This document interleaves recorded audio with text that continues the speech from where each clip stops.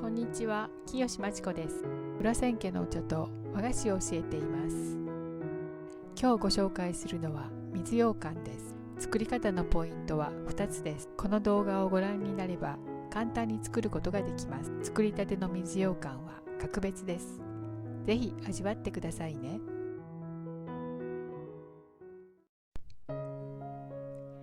材料の詳細は動画の説明欄をご覧ください。糸寒天は前日からふやかしておきます。コシの強い糸寒天を使ってください。小さく切ってたっぷりの水に浸して一晩置きます。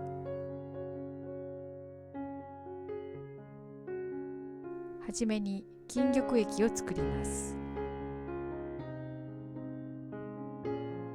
寒天は水気をよく切ってから使います。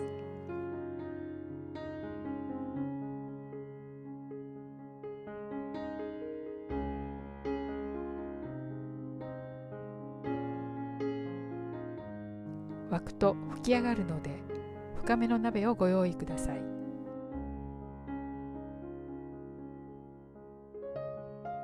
水 150g とともに中火にかけます。このように寒天が溶け始めたらよくかき混ぜます。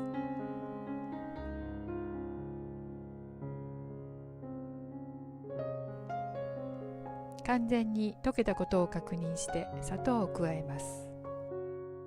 再び沸かして砂糖が溶けたら火を止めます。こしあんを煮溶かしていきます。まず鍋の重さを測り覚えておいてくださいね。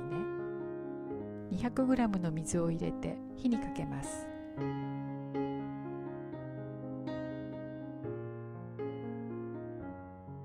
沸き始めたらあんをちぎりながら加えます。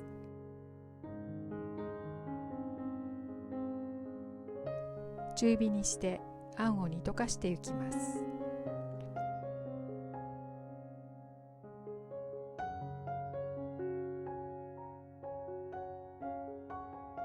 完全に溶けたら塩を一つまみ加えて火を止めます。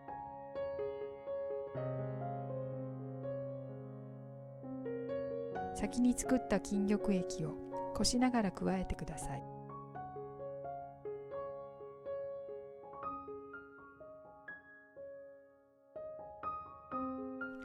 ここで全体量を測ります。鍋の重さプラス中身の重さです。中身の重さは 710g 前後。再び火にかけ中火から弱火の間の火加減で 680g になるまで煮詰めます。時々はかりにのせて詰め加減を確認します。あんが沈殿して焦げないようにヘラで緩やかにかき混ぜ続けます。はかりが使えない場合には静かに沸いている状態で 4,5 分煮詰めてくださいね。この煮詰める作業が1つ目のポイントです。水に当て粗熱を取っていきましょう。氷水ではなく真水です。かき混ぜながら温度を下げます。これが2つ目のポイントです。水の温度を確かめながら何度か水を取り替えます。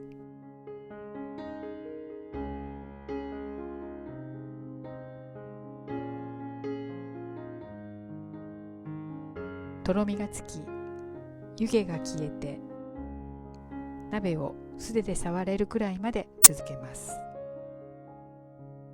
水をくぐらせた流し函を準備して種を流します。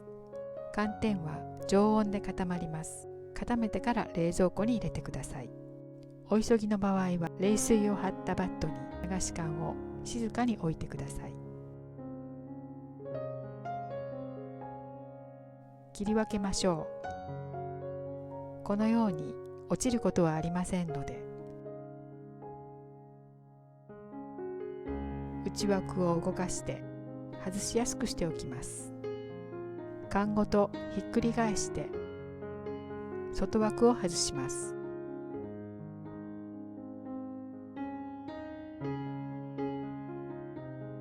内枠のサイドに空気が入ると自然に落ちます。底面を手にして扱います。鏡のように美しいです。好みの大きさに切り分けてください。今日は細長く仕上げてみました。盛り付けましょう。笹の葉を濡れ布巾で清め、カードを使って滑らすようにのせます。箸や指では傷がつきますので注意してくださいね。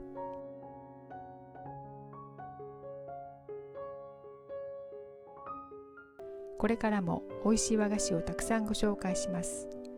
もしこの動画をいいねと思ったらいいねボタンをお願いします。最後までご覧いただきありがとうございました。では次回もお楽しみに。